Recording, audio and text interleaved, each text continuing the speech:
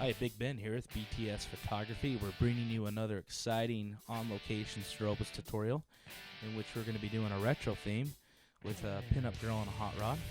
This is going to be shot in the open shade behind a mountain with the setting sun.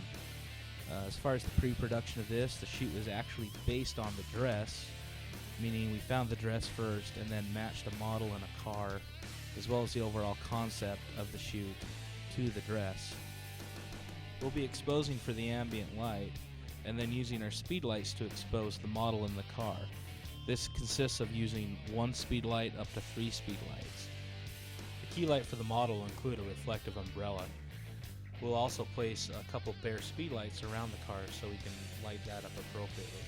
It's important that you use a polarized filter on your lens so that you can control the specular highlights as well as the obscene glare that you can get coming off the windshield. When shooting with anything reflective, including vehicles, glass, or shiny walls, it's important to have a polarized filter. Alright, we're going to dive right on into this now.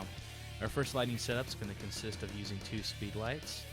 Our key light is going to be an SB25 coupled to a reflective umbrella, camera left, in which that'll light the model from head to toe, as well as give a little bit of lighting to the front of the car. Our second light is going to be another SB25 bare bulb, feathering the rear of the car. And as you can see, the sun's going to give us a nice natural rim light against the outline of the back of the car, so we can have a nice separation between the background and the vehicle itself.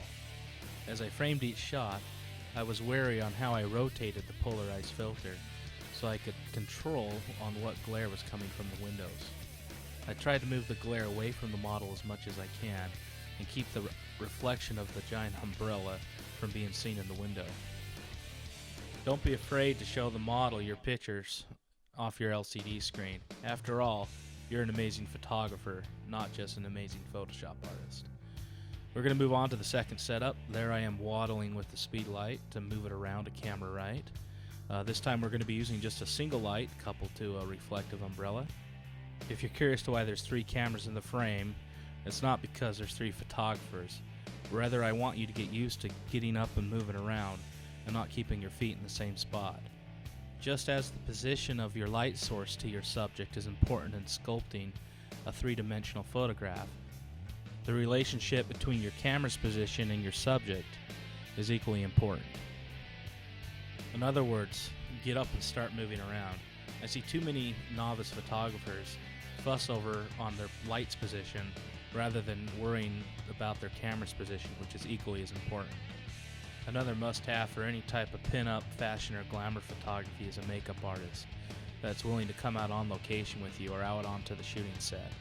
This allows for touch-ups, keeping hair down, as well as adjusting wardrobe and attending malfunctions as they happen during the shoot. They also provide another set of artistic eyes on set so that they might be able to notice that one wrinkle, that one stray hair, or that one thing that you might not notice since you're fussing around with exposure and framing. Remember, expose for the ambient light, expose for the background, expose for the sky. Then use your speedlights to provide artificial lighting to expose for your model and subject.